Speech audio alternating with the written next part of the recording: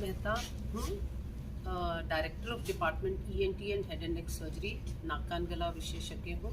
जिंदल अस्पताल में पिछले 30 साल से कार्यरत हूँ और मैं जिंदल हॉस्पिटल की मेडिकल सुपरिटेंडेंट भी हूँ। सर, मैं डॉक्टर प्रियंका हैदराबादी, मैं पीडियाट्रिक्स में कंसल्टेंट हूँ, बच्चों चाइल्ड स्पेशलिस्ट हूँ। मैडम। मैं डॉक्टर वीना गुप्ता, मैं भी पीडियाट्रिशियन हूँ, यहाँ पे 20 साल से। सर, मेरा नाम डॉक्टर भूषण बंसल है, मैं फिजिशियन हूँ और मेडिसिन डिपार्टमेंट में कार्यरत हूँ। मैं डॉक्टर इंद्रजीत खुराना, मैं फिजिशियन और पिछले 13-14 साल से यहाँ काम कर रहा हूँ। मैं डॉक्टर नेहा गर्ग हूँ, मैं चेस्ट स्पेशलिस्ट हूँ। पिछले 5 महीने से मैं इस अस्पताल से जुड़ी हूँ। अस्थमा जो है एक एलर्जी की दिक्कत है, जो अपने सांस की जो कोशिकाएं और नलकियाँ होती हैं उसमें सूजन आ जाती है। बेसिकली एलर्जिक प्रॉब्लम होती है जब पेशेंट एक्सपोजर में आता है तो उसको ये सब सांस की दिक्कतें, खांसी, बलगम बनना, चेस्ट में टाइटनेस रहना, ये सब दिक्कतें रहता है। और इसका बेसिकली क्या है कि आज हम इसलिए इकट्ठे हुए कि कल, जैसा कि आप सबको पता ही है कि भाई कल वर्ल्ड अस्थमा डे है और इस पर हमें ये है कि भाई जो हमारा टारगेट है वो ये है कि जल्दी से जल्दी डायग्नोस हो डिजीज, ताकि उसका निदान भी जल्द से जल्द हो पाए। डॉक्टर साहब, थोड़ा आप बताएं कि क्या बचाव। हमने भी बताया कि मेनली एक एलर्जिक प्रॉब्लम है, तो इसमें 2 तरह के फैक्टर्स हैं जो काम करते हैं। एक जेनेटिक फैक्टर्स जो कि व्यक्ति के इनहेरेंट फैक्टर्स हैं, जिसकी वजह से व्यक्ति ज़्यादा प्रीडिस्पोज होता है बाहर एनवायरमेंटल एलर्जन के प्रति। सेकेंडली एनवायरमेंटल फैक्टर्स जो धूल, मिट्टी, धुएँ, पोलन के रूप में बाहर पाए जाते हैं। ये जो एलर्जन है सभी लोगों के लिए हैं, लेकिन कुछ स्पेसिफिक लोग इससे ज़्यादा रिएक्ट करते हैं, उनकी बॉडी जेनेटिकली इस तरीके से है। तो उनके लिए बचाव का तरीका यही है कि सबसे पहले उस ट्रिगर को आइडेंटिफाई करें जिससे उनकी समस्याएं आमतौर पर बढ़ जाती हैं, और जितना बेहतर हो उससे उसको अवॉइड करें। घर से बाहर जाएं तो मास्क पहन के रखें, प्रदूषण से बचें, अपने घर के अंदर जितने भी पेट्स हैं उनको थोड़ा सा दूर रखें। पेड़ पौधों के अंदर भी कई बार पोलन और ये सारी दिक्कतें रहती हैं, तो इस एनवायरनमेंट के अंदर जितना बच के रहें यही बेहतर उसके अंदर उपाय। तो डॉक्टर साहब, आप थोड़ा ये बताएं कि जो महिलाएं चूल्हे पे काम करती हैं कितना इससे प्रभावित होती है? बहुत ज़्यादा, खासकर इंडिया जैसे देश में जहाँ पे majority of the population still lives in the villages, इसका प्रभाव काफ़ी ज़्यादा है। और यहाँ तक कि देखेंगे कि इनमें दमा भी काफ़ी ज़्यादा होता है, ना कि सिर्फ उनमें, उनके बच्चों में, उनके परिवार वालों में भी। और धीरे धीरे उनके फेफड़े खराब होते होते आगे जाके ये COPD की बीमारी तक ले जाते हैं। सो इसका प्रभाव काफ़ी ज़्यादा है। एंड बायोमास का अवेयरनेस यहाँ पे हमें ज़रूर करना चाहिए। दूसरी चीज़ स्मोकिंग और किसी भी प्रकार का धुआं हो। घर में हम लोग धूप अगरबत्ती जलाते हैं, हम ये सब चीज़ें इग्नोर कर देते हैं। यहाँ पे रिलीजियस मान्यताएं बहुत ज़्यादा हैं, पर जिसको दमा है या जिसको इस प्रकार की एलर्जी, उनको ये चीज़ें का ध्यान रखना चाहिए। स्मोकिंग का भी, बीड़ी, हुक्का, ये सब बहुत रेगुलर है यहाँ के विलेजेस में। तो इसमें ना कि सिर्फ उस व्यक्ति विशेष पर असर पड़ता है, बल्कि उससे सारे परिवार वालों, उनके बच्चों तक में असर पड़ता है, बल्कि नवजात शिशुओं तक में असर पड़ता है अगर कोई घर में स्मोकिंग कर रहा है। तो आप बताइए डॉक्टर साहब, जो अस्थमा है इसके कितने प्रकार हैं, कितनी एज वाले को ज़्यादा इफेक्ट करता है? हाँ जी, जैसे कि सब बात हो ही रही है कि एक एलर्जिक डिसऑर्डर है। हर इंसान अलग तरह से रिएक्ट कर सकता है टू पोलन एंड डस्ट। हर एक को ये नहीं भी होगा, इसलिए इनके 3 प्रकार हैं। हम इन्हें माइल्ड, मॉडरेट और परसिस्टेंट बोलते हैं। जिन बच्चों को सिर्फ हल्की खांसी जुकाम के साथ सांस फूल रही है, उनको ज़रूरी नहीं होता कि उन्हें कोई लॉन्ग टर्म ट्रीटमेंट पे डाला जाए। But on the other hand, जैसे जैसे ये फ्रीक्वेंसी अगर एपिसोड्स की बहुत ज़्यादा हो रही है, तो हम उन्हें मॉडरेट टू परसिस्टेंट ग्रेड में डाल रहे होते हैं। और इन बच्चों के लिए बहुत फ़ायदा है अगर ये लॉन्ग टर्म थेरेपी पे रहें। नहीं तो है तो सांस का बीमारी, but that can cause loss of weight. बच्चे अपनी डेवलपमेंट भी स्लो कर रहे होते हैं, शारीरिक, मानसिक डेवलपमेंट सारा कुछ इफेक्ट हो रहा होता है। तो it is time to act urgently, और इन लोगों को ऐसे नहीं छोड़ सकते हैं कि जब होगा हम तब उसका इलाज ले लेंगे। It is not like that. हमें इनको मेंटेनेंस थेरेपी पर भी रखना पड़ता है कई ऐसे बच्चों को। तो डॉक्टर साहब, आप थोड़ा सा जो अस्थमा से पीड़ित हो तो बच्चे पे भी असर पड़ता है? अस्थमा की वजह से जो हाइपोक्सीमिया होता है, जिसमें हम बोलते हैं कि ऑक्सीजन की कमी हो जाना, वो बच्चे को ज़्यादा नुकसान करती है एज़ कम्पेयर टू जो हम स्टीरॉयड्स इन्हेलर देते हैं पेशेंट को, वो नुकसान करना। तो अस्थमा का ट्रीटमेंट ज़्यादा ज़रूरी है एज़ कम्पेयर टू ये सोचना कि मैं स्टीरॉयड्स नहीं लूँगी, अस्थमा के कभी कभार सिम्टम्स आ रहे हैं वो झेल लूँगी। वो ज़्यादा नुकसान करेगा बच्चे को, ना कि स्टीरॉयड्स का नुकसान करेंगे। सो आप on to add on therapy को डिस्कार्ड कर सकते हैं, जैसे मॉन्टेयर हो गया, मतलब मॉन्टेलुकास्ट हो गया, लेकिन आपको इन्हेलर, स्टीरॉयड इन्हेलर लेना बहुत ज़रूरी है। डॉक्टर साहब इन्हें सेफ्टी में कोई प्रॉब्लम नहीं है। इन्हेलर आप स्टीरॉयड्स की जो डोज इन्हेलर में है वो 1/10 ऑफ द डोज है जो आप ओरली लेते हो। तो पेशेंट्स को लगता है गोली लेना बेटर है as compared to inhaler, but उसका डोज आप 1/10 ले रहे हो। एक साइड इफेक्ट ज़रूर रहता है, अगर आप लॉन्ग टर्म इन्हेलर्स पे हो तो आप निमोनिया के लिए थोड़े से प्रोन हो जाते हो, लेकिन आप अगर अपना अस्थमा कंट्रोल में रखोगे और अपनी मेडिकेशंस टाइम पे लोगे तो आप, जैसे कि अभी रिसेंट गाइडलाइंस आई है कोविड-19 एंड अस्थमा, तो कोविड-19 वेल कंट्रोल्ड आस्थमेटिक पेशेंट्स के लिए रिस्क फैक्टर नहीं है। डॉक्टर साहब आप बताएं कि अगर बात की जाए कितने लोग इस रोग से पीड़ित हैं और डेथ का रेशो क्या है इसमें एक जो अनुमान के आधार पर अपन ये कह सकते हैं कि 30 मिलियन लोग इंडिया के अंदर पीड़ित हैं इस समय अस्थमा से, और अराउंड ये पूरे अगर विश्व की बात करें तो ये कम से कम 13% बैठता है। इंडिया में अच्छी खासी पॉपुलेशन है जो कि अस्थमा से पीड़ित है। और जैसे मोर्टेलिटी रेट जो डेथ का आपने जिक्र किया, उससे अपन ये मान के चले कि अराउंड 40 to 45% के बीच के अंदर इसमें डेथ रेट रहता है इसमें, जो पेशेंट इससे जो सीवियर अस्थमा में चले गए। और ऐसी बात नहीं कि ये ठीक नहीं हो सकते थे, बेसिकली बस ये है कि भाई इग्नोरेंस है। पेशेंट यूजली क्या डिस्क्लोज करना पसंद नहीं करते अपने सेट हमारे यहाँ इंडिया के अंदर कि भाई मुझे अस्थमा है और मैं इन्हेलर का प्रयोग कर रहा हूँ या कर रही हूँ, तो अपनी बीमारी बढ़ाते रहते हैं। जब एक बार बीमारी बढ़ जाती है तो फिर इसलिए मोर्टेलिटी रेट थोड़ा सा ज़्यादा है।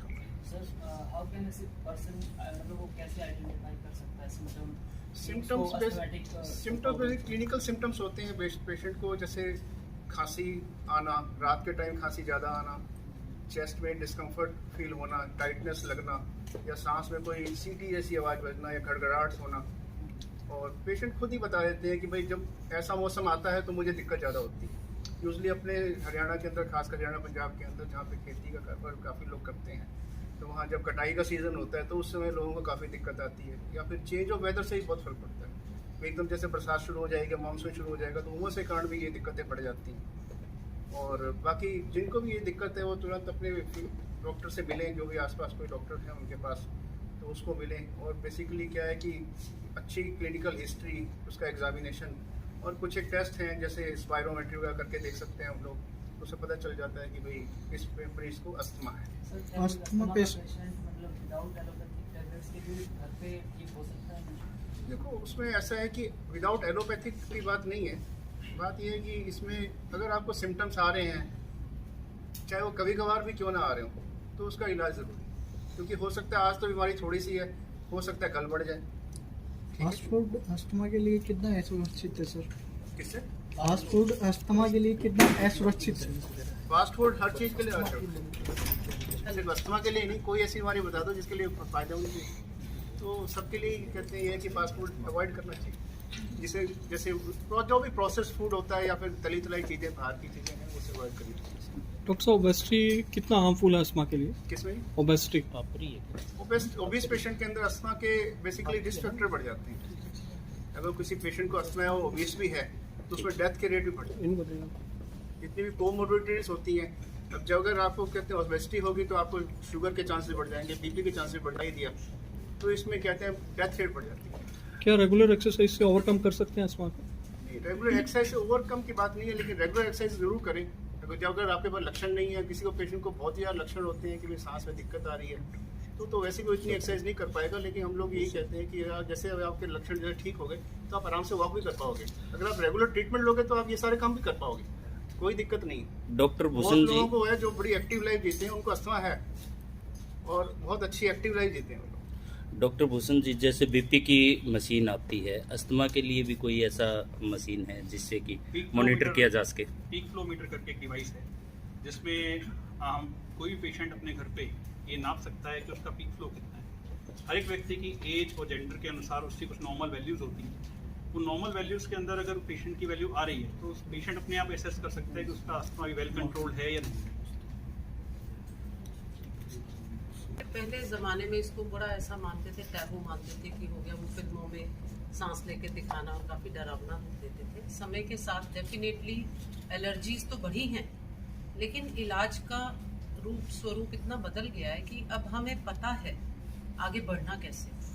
और क्योंकि मैं नाक कान गले की डॉक्टर हूँ, अपनी ये जो 2 ओपनिंग्स हैं इन्हीं के थ्रू हम अंदर लेते हैं एलर्जीज अपने अंदर, और कुछ शरीर किन्हीं चीज़ों के प्रति एलर्जी करता है। तो जैसे डॉक्टर साहब ने बताया, दमा तब बोलते हैं जब वो छाती में इन्फेक्शन एलर्जी करने लगता है, और उसी का पार्ट होता है नाक में, सांस की नली में, कहीं भी एलर्जीज, आंखों में इचिंग होना, शरीर में खारिश होना, ये सब लक्षण है एलर्जी के। दमा उसका एक फॉर्म है।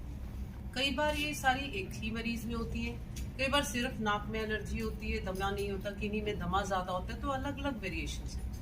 अब ये है कि समय के साथ इवॉल्व इतना हो गया कि पहले हमें कुछ दवाई देके एलर्जी को दबा देते थे। अब हमने कुछ ऐसे नए टेस्ट आ गए हैं जिनसे हम ये जानकारी ले लेते हैं कि किस चीज़ से एलर्जी है। और पहले अगर हमें पता भी चल जाता था एलर्जी किससे, तो इंजेक्शन के इम्यूनोथेरेपी आती थी। आजकल जीभ के नीचे रखने वाले उसके आ गए हैं इलाज। जो टेस्ट है उसको बोलते हैं स्किन प्रिक एलर्जी टेस्ट, या खून से भी हो सकता है, चमड़ी से भी। और उसके बाद जो ट्रीटमेंट दी जाती है सबलिंगुअल इम्यूनोथेरेपी, यानी जीभ के लिए बहुत ही आसान हो गया है। सो आज के डेट में अगर हमें अंदाज़ा है या मरीज को पता है कि उसको एलर्जीज हैं, तो उसको डेफिनेटली डॉक्टर पे जाना चाहिए और थोड़ा और एनालिसिस करके देखना चाहिए कि क्यों हो रहा है, क्या है और उसका क्या इलाज है। तो पहले जो बड़ा नॉन स्पेसिफिक होता था, आजकल वो बहुत ही स्पेसिफिक टू द पॉइंट इलाज होने लगा है। तो एक तरफ एलर्जीज तो बढ़ी है डेफिनेटली, जैसा मैं अभी सुना कि वो जंक फूड हो गया या हमारे आसपास के वातावरण में हम ही लोग क्रिएट कर रहे हैं उसको एलर्जी के कारण, वो बढ़ तो गई हैं, लेकिन एट द सेम टाइम इलाज का तरीका भी बहुत ज़्यादा इवॉल्व हो गया है और मोस्ट ऑफ द एलर्जीज को हम बड़े आराम से कंट्रोल कर सकते हैं। डॉक्टर साहब, अस्थमा और एलर्जी का कैसे रिलेशन रहता है? मतलब ये बिल्कुल ये ना जुड़े हुए हैं आपस में। जो सांस की नली है ना, वो नाक से शुरू होकर गले में लैरिंग्स, ट्रेकिया, दम, लंग्स तक जाती है, तो लगभग अंदर की चमड़ी सेम है। एस्थमा भी उसका ही एक पार्ट है, नाक की छींकें या एलर्जी होना वो भी उसका पार्ट है। कई बार दोनों कोएग्जिस्ट करती हैं, कई बार अलग अलग, और ये थोड़ा जेनेटिक भी होता है। जैसे हम मान रहे हैं ना कि भाई कुछ चीज़ों से हमें एक्सपोजर हुआ हो गया, ये जेनेटिक है काफ़ी। इसमें स्टडीज़ होती हैं भाई क्यों किसी एक में होता है, किसी एक में नहीं होता है। जैसे अपन का ये फंगस की ही है, इधर पंजाब की बेल्ट में या पूरी की पूरी बेल्ट इन्वॉल्व है। पंजाब की बेल्ट में ये ज़्यादा है कि हम देखते हैं वातावरण में सब हैं, फंगस भी, बैक्टीरिया, वायरस सब है, नॉर्मल चीज़ें भी हैं। जिनको स्पेसिफिक फंगस से ही एलर्जी है तो फंगस को रिस्पॉन्ड करने लगेगा, जैसे ही वो हवा में आएगा उसका रिस्पॉन्स होने लगेगा, दमा होना, ये वो। कई बार हमने देखा है कि बच्चे खेलते खेलते किसी एक एरिया में जाते तो वहाँ ज़्यादा हो जाती, तो पौधों में पॉलन से हो जाता है। बहुत ही स्पेसिफिक कारण होते हैं एलर्जीज़ के, तो ये आपस में जुड़ी हुई है। डॉक्टर साहब, कई बार ठंडी हवा चलती है, उसमें भी कई लोगों को सांस लेने में दिक्कत आती है, वो किस तरह का? अब जो एक तो है कि आपको उस मौसम में, जो बारिश के मौसम में कुछ चीज़ें रिलीज हो रही हैं, उससे हो रहा है। दूसरा ये है कि एक टेम्परेचर की वेरिएशन से भी हो जाता है। वो शरीर के अंदर के रिस्पॉन्सेज हैं, उसमें शायद एलर्जी का ज़्यादा कुछ लेना देना नहीं होता। बॉडी के टेम्परेचर वेरिएशन होने से जो होता है, उसमें बाहर के एलर्जन की ज़रूरत नहीं होती। आपके शरीर के अंदर का सिस्टम में फॉर्मेशन ऐसी होती है कि मौसम बदलने पे कई लोग ऐसा होगा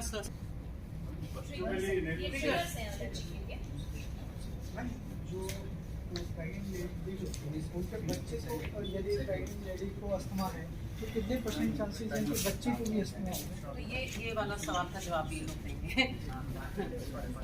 परिवार में किसी को भी हो तो लगभग 20 से 30% चांसेस रहेंगे। अगर एक जने को है तो रफली हम कहेंगे कि 20% तक, अगर 2 लोगों को है, बोथ पेरेंट्स को है, तो रफली 30-33% चांसेस बढ़ जाते हैं कि बच्चे को भी एलर्जी हो।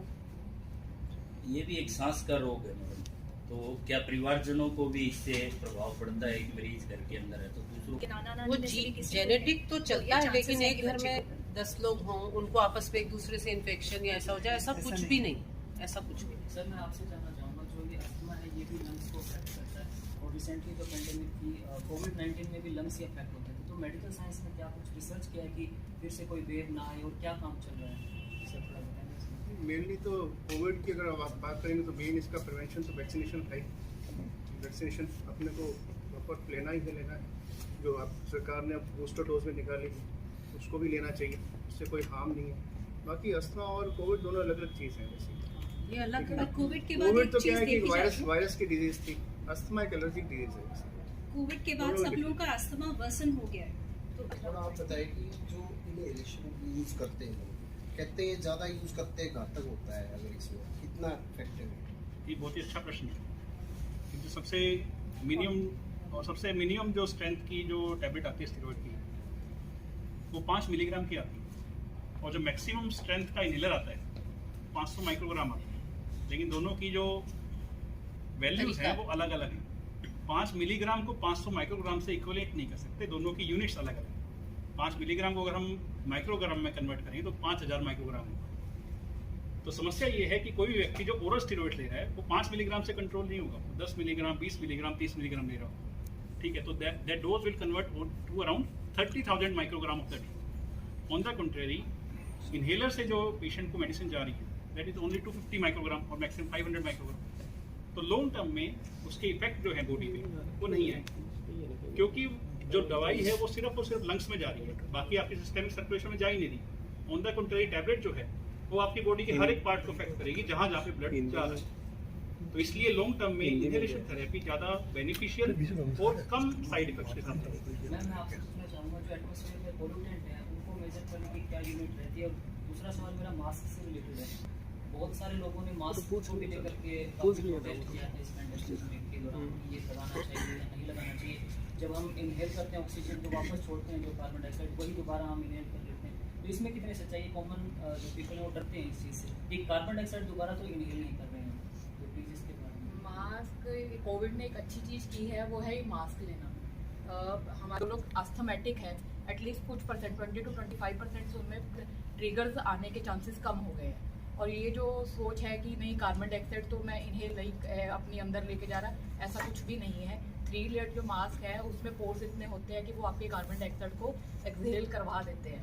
क्योंकि नहीं, हाँ, दिस इज अ रूमर। कहता है आपके पार्टिकल साइज से डिपेंड करता है कि कितना पार्टिकल साइज है कि वो उस 3 लेयर मास्क से बाहर जा सके। तो कार्बन डाइऑक्साइड का पार्टिकल साइज इतना नहीं है कि वो वहीं पे रिटेन रह जाएगा और आप उसको इनहेल कर लोगे, ऐसा कुछ भी नहीं। क्योंकि ऐसा सुनने में आता है, ऐसा भी लोग कहते हैं कि इतना माइक्रो इसका छोटा होता है कि ये नॉर्मल मास्क से भी चला जाता है अंदर हमारे नॉस्ट्रिल्स में। ऐसा भी इसके बारे में थोड़ा स्पष्टीकरण करें। नहीं, हम पार्टिकल्स जैसे टीबी का कीटाणु है, टीबी के कीटाणु को हम ज़रूर बोलते हैं कि अगर आपने पहना हुआ किसी और का मास्क लेते हो उसका पार्टिकल साइज इतना है कि वो आपके मास्क पे चिपक जाएगा। आपने किसी और का मास्क पहना तो चांसेस है कि वो आपके अंदर चला जाएगा और आपको इन्फेक्ट कर सकता है। लेकिन कार्बन डाइऑक्साइड ये गैसेज हैं, this is are not particle, these are gases जो एक्सहेल करोगे तो उससे बाहर निकल जाएंगी और ऐसा कुछ नहीं है कि आपके अंदर जाएंगी तो आपको उससे उसका साइड इफेक्ट होगा।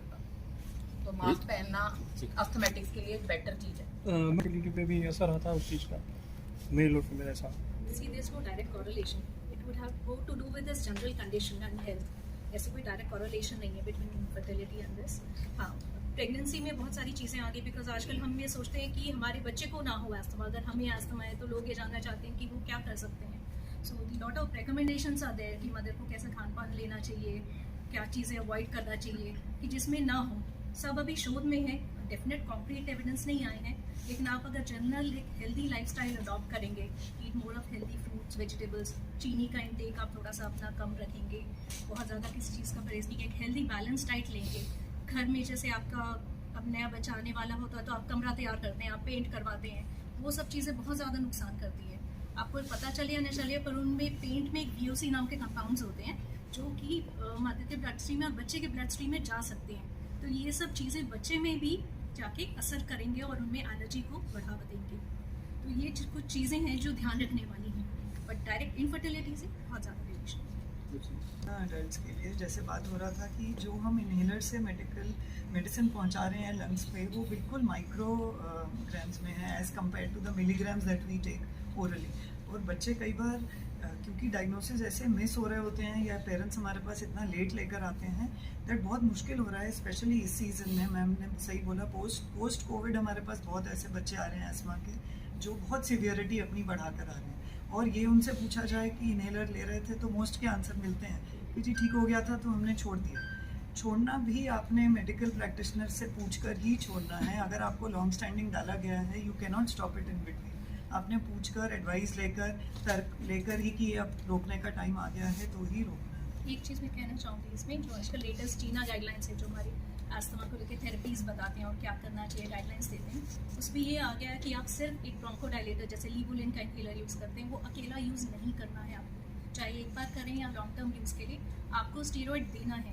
क्योंकि एलर्जी क्या है, ये इन्फ्लेमेशन है, अंदर सूजन होती है आपकी मांसपेशियों में और उसमें ज़्यादा सेक्रेशन होते हैं, आपको इन्फ्लेमेशन दबाना है, तो उसके लिए स्टीरॉयड देना बहुत ज़रूरी है। और इनहेल स्टीरॉयड से इससे बेहतर थेरेपी और कोई नहीं मिलेगी। एक स्टेरॉइड्स को लेके बहुत ज़्यादा मिथ है लोगों में कि स्टेरॉइड जैसे कोई एक हम जहर ले रहे हैं। स्टेरॉइड गलत जगह पे इस्तेमाल, ओवर इस्तेमाल वो गलत है, लेकिन एस्थमा के लिए स्टेरॉइड एक बहुत ही बढ़िया दवाई है और इन्हेलेशन से लो तो उसके रिस्क ना के बराबर। इन्हेलेशनल फॉर्म इतनी सॉफ्ट और मिनिमल डोजेस में आ गई है और बच्चों के लिए तो लगभग उससे आधा कर दिया जाता है। So it is really easy कि आप स्टेरॉइड को इन्हेलेशनल फॉर्म में लो। एक्चुअली क्या है कि एलर्जी में अब 2-3 अलग मॉलिक्यूल्स चलते हैं। एक तो जो सांस दमे के लिए दवाई ली जाती थी, दूसरा स्टेरॉइड इन्फ्लेमेशन कम करने के लिए, एक लॉन्ग टर्म के लिए मोंटिलोकास्टिनिक सॉल्ट आ गया। तो रिसर्चेज आ रही हैं कि क्या कॉम्बिनेशंस बनाएं कि कौन से वाली स्थिति से कैसे निपटा जाए। सो अब हमारे पास ऐसा कहें कि बहुत ही बढ़िया टूल्स हैं उसको हैंडल करने के लिए, बस मरीज को डॉक्टर तक पहुंचना है। और अभी वेग ट्रीटमेंट नहीं होता है, बहुत स्पेसिफिक इलाज होता है और थोड़ा लंबा समय तक चलता है। पेशेंस रखना चाहिए और पूरा एलर्जी का ट्रीटमेंट भी दे देते हैं तो हम इम्यूनोथेरेपी वगैरह से। बहुत ही बढ़िया है। एक चीज़ मैं ऐड करना चाहूँगी कि अभी तक की जितनी थेरेपीज़ थी हमारे पास, चाहे इनहेलर है, स्टीरॉयड है, ब्रोंकोडायलेटर्स, ये सारे होते हैं ताकि उसको इन्फ्लेमेशन को दबा दे और पेशेंट को सिम्टोमेटिक रिलीफ दे। उसको हम ट्रीटमेंट कहते थे। अभी तक क्योर नाम की चीज़ नहीं है, but now we have to move towards cure. तो जैसे मैडम ने बताया कि स्किन पे टेस्ट करते हैं आजकल देखने के लिए कि किस चीज़ की स्पेसिफिक एलर्जी है और उसके बाद डिसेंसिटाइजेशन थेरेपी दी जाती है। तो इससे आपका जो एलर्जिक रिएक्शंस होते हैं ये लगभग 70 to 80% तक कम हो सकते हैं और ये क्योर की तरफ एक मूव है। सो डेफिनेटली अगर आपके बच्चों को अस्थमा या किसी भी प्रकार की एलर्जी है, तो definitely recommend them go ahead with the skin pick test and find out कि क्या है। There is ratio is increase. As we say about the winter में decrease हो जाता है, ऐसा है। See it varies for every region। यहाँ पे खास इस सीजन में खासकर क्यों है, क्योंकि गेहूं की छटाई होती है, तो ये 2 महीने सबके लिए बहुत बुरे निकलते हैं, खासकर जिनको दमा है। और ऐसा नहीं है, it can vary from region to region. किसी को बारिश में ज़्यादा होता है, किसी को पूरे साल रहता है। 2 तरीके की एलर्जी, एक सीजनल, एक पेरिनियल। सीजनल होती है जो सीजन से जुड़ी हुई होती है, जिसकी आप बात कर रहे हैं। यूजुअली लोगों को यही पता होता है जिनको यूजुअली सीजनल होता है। कई पेरिनियल यानी सारा साल। सो उनके कारण एलर्जीज के अलग है। मैं फिर आपको बार बार बता रही हूँ, बहुत ही स्पेसिफिक इलाज हो गए हैं आजकल। तो अगर आप सही डॉक्टर पे पहुंच जाते हैं, हम आगे ये भी बता पाते हैं कि आपको किन किन चीज़ों से एलर्जी है, अवॉइडेंस है या इम्यूनोथेरेपी है। ये फाइनल इलाज है और this is almost a cure. हम उसका डेटा रख रहे हैं मरीजों का, आप मानेंगे नहीं, 80% मरीज are absolutely free of the symptoms in routine. मे भी 2-4 साल बाद वो आके कह सकते हैं जी हमारा कुछ ऐसा बिल्डअप हुआ है। अदरवाइज अब स्पेसिफिक है, all of us are practising that thing कि आप आए तो सही, उसमें हम आपको स्पेसिफिक करके बताओ।